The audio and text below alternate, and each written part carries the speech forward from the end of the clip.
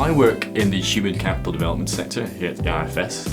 That's really interested in how do skills and abilities develop from a very young age into young adulthood and adulthood itself.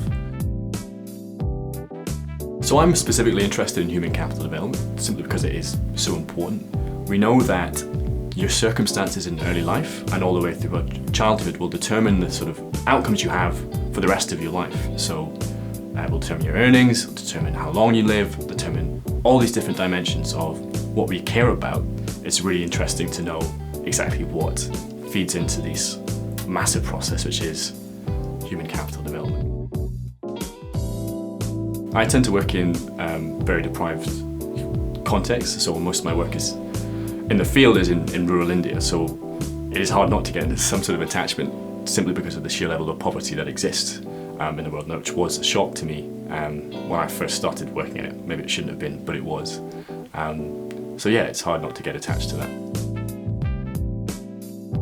When dealing with really emotive subjects, it's more important than ever as a researcher to be objective.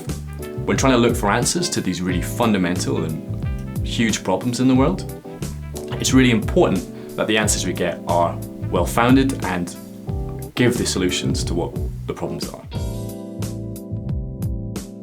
In the human capital development sector and in the specific projects that I'm working on, a lot of the ways that we do our research is by using randomized control trials, which we help to run, and analysing that data. So we get the data directly from the field, and then here in London I'll set it up on my computer and run some regressions. If our research somehow informs policy which goes into practice and ultimately makes people's lives better, that would be the ideal impact that we'd want.